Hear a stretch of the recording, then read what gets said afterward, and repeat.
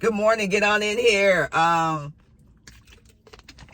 We are live on location. You can't see it, but there's a basketball court right here. I'm actually about to play pickup on this fine Sunday morning, the day one of the WNBA Finals.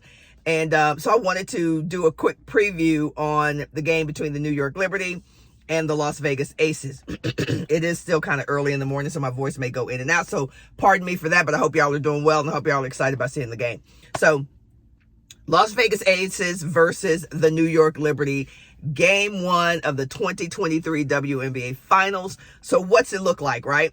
So let's start by saying this is the finals that a lot of people hoped for. I thought the Final Four were four teams. All of those teams could have gotten to the final. And I do think our two best teams got to the finals. I'll just say that. The Aces and the Liberty, two best teams all season, got to the finals. Dallas and Connecticut, fine season, great season.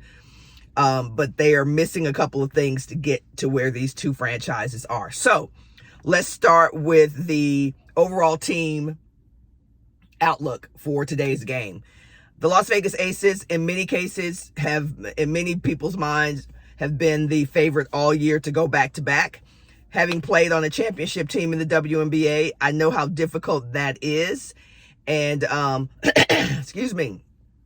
And so they have a tall task in front of them simply because it's just hard to repeat. Ask the Los Angeles Sparks, ask the Houston Comets, ask the Minnesota Lynx.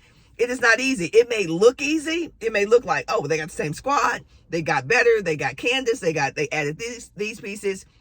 Every single team's journey is very different. So even though all the players are there from the previous season, or 90% of the players are there from the previous season, does not mean that that team is guaranteed to win.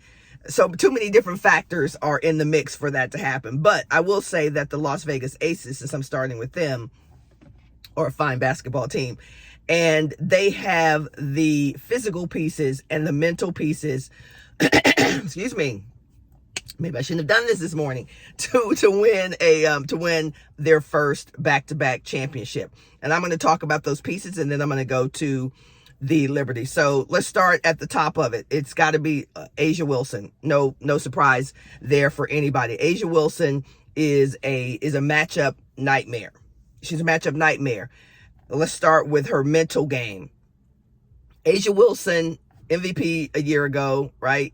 And all-world, Olympian, all these great things, and yet she's found a way to get better.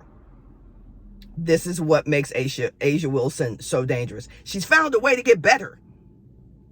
Crazy. So, y'all think I can only play inside? Y'all think I'm only a lefty? I'm going right. Y'all think I can only shoot a 2-footer on the block? I'm going to pull out and extend my game, and I'm going to hit you over the head with my 15-foot jumper. That's the most dangerous aspect of A'ja Wilson's game, is that she finds ways to get better. I could do a whole 10-minute video just on A'ja Wilson, but I'm not going to do that today. All right, so let's keep going. A'ja Wilson, top of everything, literally is the reason the Aces are favored, even if by a slight margin, to win the WNBA championship. So A'ja Wilson's found a way to get better. Chelsea Gray plays with a chip on her shoulder. People are ignoring her. They're not talking about it. Last year, she swept all the major awards in the cup, right? In the finals. She was balling crazy. And she has a chip on her shoulder. She has a chip on her shoulder. Number one, probably thinks she should have gotten more WNBA awards. And these are not egotistical things. These are when you're a competitor, you believe that if you play at a certain level, there are certain things that should come your way. You just do. Maybe nobody will say that on the record, but you do believe that. And so Chelsea Gray is one of those players who is really elevating the Aces because she's just a different kind of point guard. She's a different kind of point guard and God, as y'all know. So the ability for her to see over taller guards, to shorter guards, the ability for her to shoot the outside shot, the mid-range is a killer, get to the hole, dish it off. We don't have a point guard like that in our league. So we're talking about a premier point guard playing with an elite premier post player, forward, stretch, whatever you want to call A'ja Wilson. Those two combined, crazy for Las Vegas. Then you add a Jackie Young, who is very unassuming, doesn't require a whole lot, very low maintenance, but is a stat sheet stuffer. shoot the jumper, shoot the mid-range. She's worked on her three. At the beginning of the season was leading the league in three-point shooting. Then you got Kelsey Plum, one of the best off-the-bounce players in our league.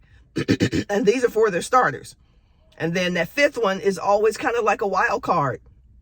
Is it going to be Kia Stokes, right? Is it who is it going to be?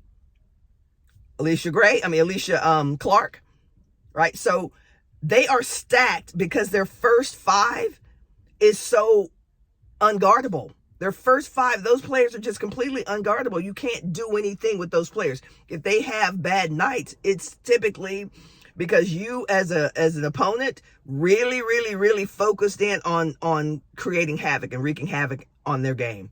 But for the most part, nobody bothers the Las Vegas Aces. When I say nobody bothers, nobody, you can play them however you want to play them. They're probably going to beat you. They're that good, but they're not unbeatable. All right, let's go to the New York Liberty. New York Liberty starts with Stewie. Starts with if Stewie is able to get her mid-range game going, and she's also very good at facilitating. If she has her facilitation game and her mid-range game going at the same time, typically New York wins. Typically they do. Sabrina Ionescu is highly competitive. So if you try to stop her three-point game, then she doesn't like the feel of being stopped or feeling like there are limitations in her game. So she's going to put the ball on the deck and she's going to make something happen. She's going to shoot that mid-range as well. Now, what I don't see a lot in Sabrina Ionescu's game is her going all the way to the hole. And I think that is the next evolution, is how she gets to the hole. And I'm talking about below the free throw line and in her ability to create, whether that's shooting her own shot or that's dishing it off. Okay. Then there is Jonquel Jones, who is a matchup nightmare, because at six, whatever she is, 6'7", 6'5", between 6'5" and 6'7", can shoot the three, can shoot the mid-range, can take you down low, very physical, extremely competitive. There's not a player like Jonquel in the league either. I talked about there not being a player like Chelsea, excuse me, y'all, or Asia in the league. There's not a player like Jonquel. There's not a player like Stewie. There's not a player like Sabrina Ionescu. So now you've got two teams that have generational talent type players all on the floor at the same time. Okay, so that's three for New York Liberty. Y'all know I've been on Benai Jelani forever, flowering her up and back, down and back the court, because she is just an amazing asset. Her skill set, the array of skills that she has off the bounce, pull up jumper, strong, tough, three-pointer, right? And they were giving her that three-point shot in the last series for a reason. They wanted someone else to beat them besides Ionescu and Jonquel and Stewie. And so she's got to be ready. And I heard her say that in a post-game interview. She's got to be ready to take those shots. She's got to be ready to step up and do exactly and leverage her talents to take exactly what the defense is going to allow her to have. All right. So coaches always say, they're leaving you open for a reason. Well, they're leaving you open for a reason. They would rather suffer with you shooting a three-point shot than to let you do what you do best, Benija. And so that's going to be a huge part of New York's game, is can their others really step up to the plate and make people pay for leaving them open or giving them certain aspects of their game. And then the final piece is Sloot, Courtney Vandersloot. Courtney Vandersloot. There are times that I feel like Courtney Vandersloot kind of disappears. She's playmaking, but she's a scoring point guard. And even though New York may not need her to be a scoring point guard, if she takes that aspect out of her game against a team like the Aces, then that could be to their detriment. That could definitely be a situation where now they're sagging off of you because they're like, we're not worried, kind of like Caitlin Clark did in the Final Four. In the Final Four, wave somebody off like, I'm not guarding her. Like, you don't want that to happen. That should never be the situation in a WNBA final where they're waving players off. Like, she's not a factor. So Courtney Vandersloot, I believe, is a key factor, especially for game one, setting the tone for what New York has to do and who New York has to be to step into the Michelob Arena in Vegas and not a matter even of proving that they belong there, but just showing up in the way that they need to show up as one of the premier teams in the WNBA. So I'm going to leave it at that. This is a quick little overview of kind of the teams.